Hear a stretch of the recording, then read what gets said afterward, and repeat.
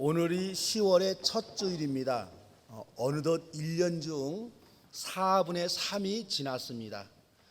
시간의 흐름을 감지하면서 이런 생각을 한번 해보았어요. 우리가 기차 여행을 하게 되면 재미있는 현상을 발견하게 됩니다. 내가 탄 기차가 역에서 멈추었다가 출발하면 내가 탄 기차가 달려가는 것이 아니라 옆에 서 있는 기차가 달리는 것과 같습니다. 또 기차 여행을 하면서 차창 밖을 오랫동안 내다보면 내가 탄 기차가 가는 것이 아니라 차창 밖에 있는 산과 나무와 집과 들판 등이 지나가는 것처럼 보입니다. 사실 여러분, 시간의 흐름도 이와 같습니다. 우리는 시간이 지나간다, 벌써 한 해가 다 갔다, 이렇게 표현을 합니다. 틀린 말은 여러분 분명히 아닙니다. 하지만 조금 깊게 생각해 보면 나는 가만히 고정이 되어 있는데 시간이 움직여 흘러가는 것일까? 아니면 시간은 언제나 그대로이고 반복될 뿐인데 내가 움직이고 내가 변하고 내가 뉘쇠가고 있는 걸까? 어떤 게 여러분 맞는 것 같아요? 시간은 하나님이 우주를 창조한 이래로 시간 그대로 반복되고 뒤풀이될 뿐입니다. 다만 우리가 착각해서 시간이 흐르고 있다 이렇게 생각합니다. 그 현상 때문에 내가 간다는 표현보다는 시간이 간다 그렇게 우리가 말합니다. 이 세상의 모든 시계를 없앤다 하더라도 흘러가는다, 변해가는다, 세포가 자꾸만 죽어가는다, 신체의 모든 근력이 노쇠져 가는다, 황혼을 향해 달려가는다를 막을 수가 없습니다. 이렇게 인생이 흘러가는데 인생을 수동적으로 살아가는 사람들이 있습니다. 이런 겁니다. 겨울이 다가오니까 겨울을 준비해야지. 보통 우리 그렇게 말하죠. 이 경우에는 겨울이라는 시간, 계절이 주체가 되고 내가 거기에 적응하기 위해서 대비하려고 몸부림치는 거예요. 이렇게 되면 시간과 환경이 나를 지배하게 됩니다. 이런 인생관을 사는 사람은 언제나 닥치는 일을 막아내는데 급급한 그런 인생을 삽니다. 반면에 흐르는 인생을 능동적으로 대처하며 살아가는 사람이 있습니다. 이런 사람은 내가 준비해서 다가오는 겨울을 지내야지 이렇게 표현합니다. 내가 주체가 되어서 시간을 활용하고 환경을 이용합니다. 내가 주체가 되어서 시간과 환경을 지배합니다. 여러분은 어느 쪽의 인생을 살아가고 계십니까? 내가 계획해서 시간과 환경을 변화시키고 시간 위를 살아가는 능동적인 사람입니까? 아니면 시간이 다가오고 환경이 부딪히면 내가 그 시간에 적응하고 환경에 적응하는 그런 수동적인 사람입니까? 남은 한 해의 4분의 1은 한 해를 마무리하고 또 한 해를 맞이하는 전환의 시기입니다. 그리스도인들은 이 전환의 시기에 무엇보다도 우리의 신앙을 점검해 보는 시간을 가질 수 있어야 됩니다. 한 해를 살아오면서 예수님과의 관계가 어떠했는지 그렇게 우리 한번 점검해 보고 일생을 살아오면서 예수님과의 관계가 어떠했는지를 성찰해 볼 수 있어야 합니다. 그래야 이 시기를 그리스도인은 적극적이고 능동적으로 살아갈 수가 있습니다. 현대 신학의 아버지라고 불리는 프리드리히 슐라이어마허라는 독일 신학자가 있습니다. 이 신학자가 예수님에 대해서 이렇게 표현을 했습니다. 예수님은 이 땅에서 충만한 신의식, 하나님 의식이란 말이죠. 그러니까 신의식을 가지고 살아가신 분이시다.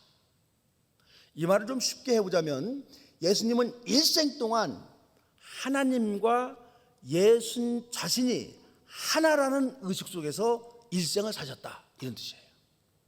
하나님과 내가 하나이고 내 안에 하나님으로 가득 차 있다 이렇게 위치며 사신 분이 예수님이십니다.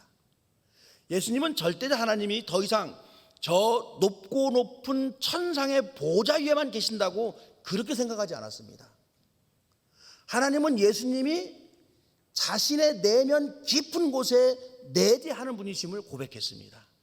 이 예수님을 위해서 우리는 온 우주를 창조하신 절대적 하나님이 저 하늘 높이 저 우주 건너편 멀리 계시는 분이 아니라 바로 내 안에 내주하여 계시고 내 곁에 동행하여 계시고 나와 더불어서 인생을 살아가는 분이심을 자각하게 되었습니다. 오늘 읽은 요한복음 말씀은 예수님의 자기 이해를 잘 기록한 본문입니다. 예수님이 제자들에게 말합니다. 나는 길이요 진리요 생명이다. 나를 거치지 않고서는 아무도 아버지께 갈 사람이 없다. 이 예수님의 말씀을 듣고 빌립이라는 제자가 예수님에게 응답합니다. 주님, 우리에게 아버지를 보여주십시오. 그러면 좋겠습니다. 좀 당돌한 질문이죠. 예수님이 너무도 자신 있게 보이지 않는 하나님에게 가는 길이 곧 예수 자신이다, 이렇게 말하는 거예요. 그러니 대단히 이성적인 사고를 가진 빌립, 그 빌립이요 그렇게 당돌하게 질문합니다. 그러시면 우리가 지금 볼 수 있게끔 아버지를 좀 보여주세요, 그런 겁니다. 이 빌립의 질문은 저와 여러분의 질문이기도 합니다. 저와 여러분도 일이 좀 안 풀리고 답답하면 하나님이 좀 직접 나타나 응답해 주셨으면 좋겠다, 이런 생각하잖아요. 풀리지 않는 문제가 생기면 하나님 어디 계세요? 좀 보여주세요. 좀 나타나세요. 그런 외침을 우리도 합니다. 어리석은 사람들은 물리적인 눈을 가지고 있으면서 물리적인 눈으로 볼 수 없는 신의 존재를 확인하고 싶어 합니다. 빌립이 그런 사람들의 모습을 대변하고 있습니다. 하나님, 지금 우리에게 예수님, 지금 우리에게 하나님을 보여주세요. 빌립의 이 질문에 예수님은 주저함없이 대답합니다. 빌립아, 내가 오랫동안 너희와 함께 지냈는데도 너는 나를 알지 못하느냐? 나를 본 사람은 아버지를 보았다. 그런데 내가 어찌하여 아버지를 보여달라고 말하느냐? 예수님은 또 말씀하십니다. 내가 아버지 안에 있고 아버지께서 내 안에 계시다는 것을 내가 믿지 않느냐? 내가 너에게 하는 말은 내 마음대로 하는 것이 아니라 아버지께서 내 안에 계시면서 자기의 일을 하신다. 예수님의 이 말씀을 읽는 우리는 예수님이 무모할 정도로 대단한 자신감을 가지고 계신다, 이 사실을 알 수가 있습니다. 예수님은 자신이 하는 모든 일이 다 자신 안에 계시는 하나님 아버지가 하시는 일이다, 분명히 말씀하십니다. 이런 예수님의 모습을 보면서요, 우리는 예수님이 자신을 하나님과 일체되어 동행하는 존재임을 인식하고 계셨고 하나님의 사역에 참여하는 일생을 살아갔다, 이 사실을 여러분 우리가 알 수가 있습니다. 한국의 이단 교주들이요, 자신이 곧 메시아다 이렇게 주장하고 자신이 곧 하나님이다 이렇게 말합니다. 이 참 기가 막혀요. 근데 더 기가 막힌 것은 그런 이단 교주들을 진짜 하나님이라고 믿는 사람들이 있다는 사실이에요. 지금 예수님은 이런 교주들처럼, 이단 교주들처럼 허풍을 떨고 있는 것이 아닙니다. 예수님 자신의 정체성을 하나님과의 관계 속에서 명쾌하게 대답하고 있는 거예요. 나는 누구인가? 나는 하나님과 하나인 사람. 나는 하나님 안에 있는 사람. 나는 하나님과 더불어 가는 사람이다. 이렇게 예수님은 자기 자신을 밝히고 있습니다. 이런 예수님을 보면서 프리드리 슐라이어마허는 예수님은 이 땅에서 충만한 신의식을 가지고 살았다, 그렇게 표현하고 있는 겁니다. 세상 사람들은 예수 믿는 사람들을 그리스도인, 영어로는 우리가 크리스찬, 이 그리스도인이라는 말은 예수쟁이라는 말이고 예수쟁이라는 말은 예수 안에 있는 사람, 예수님과 관계를 맺으며 살아가는 사람이다, 이런 뜻입니다. 예수님과 내가 하나 되어 살아갈 때 나는 그리스도인, 예수쟁이 성도가 됩니다. 이 말은 슬라이어마허 표현대로 해본다면 그리스도인은 충만한 예수 의식을 가지고 사는 사람, 우리는 이렇게 표현하게 됩니다. 그리스도인인 저와 여러분은 예수님이 우리 안에 내재해 계시고 예수님이 우리 곁에 동행하고 계시고 예수님이 우리와 더불어 살아간다, 이런 예수 의식으로 가득 차서 살아가는 사람입니다. 우리들은 종종 내가 예수 안에 있고 예수 또한 내 안에 계시다, 이 사실을 여러분 잊고 살아갑니다. 내가 예수님과 하나됨을 망각하면 내 삶 속에서 예수 그리스도는 숨겨지고 내가 밖으로 드러나게 됩니다. 예수 의식으로 충만한다, 그런 나와 자연인인 나는요, 대단히 큰 차이가 있습니다. 자연인인 나는 이권과 이익에 따라서 처세합니다. 예수 의식으로 충만한 나는 이익과 이권보다 옳음, 정에 따라서 그렇게 처세합니다. 자연인인 나는 직업적이고 사무적으로 사람을 대합니다. 예수 의식으로 충만한 나는 예수 사랑, 예수의 마음으로 사람을 대합니다. 자연인인 나는 얻은 것이 없고 결과가 없으면 불안하고 초조해합니다. 예수 의식으로 충만한 나는 결과와 열매는 주님께 맡기고 평안하고 평안한 마음으로 인생을 살아갑니다. 자연인인 나는 실패와 실수를 하면 좌절하고 절망합니다. 예수 의식으로 충만한 나는 실패와 실수를 했다 하더라도 희망 속에서 다시 일어나 주어진 길을 걸어갑니다. 자연인인 나는 소란스러운 주변 환경을 바라보면서 방황하고 방향을 잃어버립니다. 예수 의식으로 충만한 나는 그 어떤 혼란스러운 환경에서도 흔들리지 않냐고 목표를 향해 앞으로 전진합니다. 이렇게 예수 의식으로 충만한 그리스도인들은 시간과 환경을 지배합니다. 어렵고 힘든 시기를 맞이해서도 절망하지 않습니다. 캄캄하고 어두운 환경이 우리에게 주어졌다 하더라도 기뻐할 수 있고 행복해할 수가 있습니다. 왜요? 여러분, 시간은 지나가는 것이고 환경은 바뀌는 것이기 때문입니다. 문제는 내가 주님 안에 있고 주님이 내 안에 있어 나와 주님이 하나라는 사실을 의식하며 살아가고 있느냐, 이게 이제 여러분 문제입니다. 내 안에 있는 주님을 발견하고 주님 안에 있는 나를 발견하는 사람이 곧 성도인 나, 그리스도인 나입니다. 그래서 여러분, 그리스도인의 정체는 예수 안에 있는 내가 참 나라는 사실을 확인해야 됩니다. 예수님이 아버지 하나님과 하나님을 충만히 인식하며 살았다면 예수 믿는 우리도 예수님과 하나님을 충만히 인식하며 살아갈 때 우리는 시간과 환경을 극복하고 승리의 인생을 살아갈 수가 있습니다. 지나간 세월들을 뒤돌아보면 우리는 지금까지 정신없이 바쁘게 살아왔습니다. 참 열심히 살았어요. 바쁘게 살아오다 보니까는요, 나의 본래 모습인 그리스도인으로서의 참 나는 나의 내면 깊은 곳에서 숨어버렸습니다. 그리고 직업 속에 젖어 있는 나, 자연인인 나만 드러납니다. 탐욕에 젖어 있는 나, 세파에 젖은 나만 드러남이 있습니다. 여러분, 저와 여러분이 지금 보고 있는 나는 나 아닌 나가 나인 것처럼 행세하고 있는 거예요. 주변의 사람들도 나의 참모습을 보지 못하고 관계 속에서만 나를 봅니다. 손익에 계산된 나를 봅니다. 사업상의 나만을 보면서 나를 평가합니다. 그러다 보니까 나도 진짜 나를 보지 못하고 주변의 사람들도 진짜 나를 보지 못합니다. 저와 여러분이 만나는 모든 사람들, 사업의 파트너들, 직장 상사, 동료 혹은 선후배들, 교회에서 만나는 모든 성도들 자 직업과 직책과 직분 속에서 만나는 사람들입니다. 이렇게 우리는 유형적으로 많은 사람들을 만나는데 우리가 만나는 그 사람들은 그들의 참모습이 아닙니다. 이 모든 사람들의 참모습은 모두 그 사람들 내면 깊은 곳에 숨어 있어서 우리는 그들의 참모습을 볼 수가 없습니다. 그래서 사람들은 10길 물속은 알아도 한 길 사람 속은 알 수가 없다, 이런 말들을 합니다. 사람들은 그 사람의 진짜 본 모습을 알기 위해서는요, 그 사람과 함께 운동 경기를 해보라, 이런 충고를 하기도 합니다. 함께 운동 경기를 하면은요, 그 사람의 본성, 근성을 알 수가 있다는 거죠.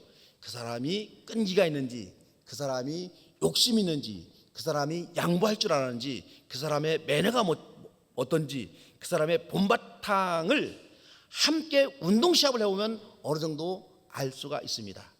그래서 이래저래 사람들은 상대방의 본 모습을 알려고 여러 방법을 강구해 보지만 여전히 그 사람의 본 모습을 아는 것은 어려운 문제로 남아 있습니다.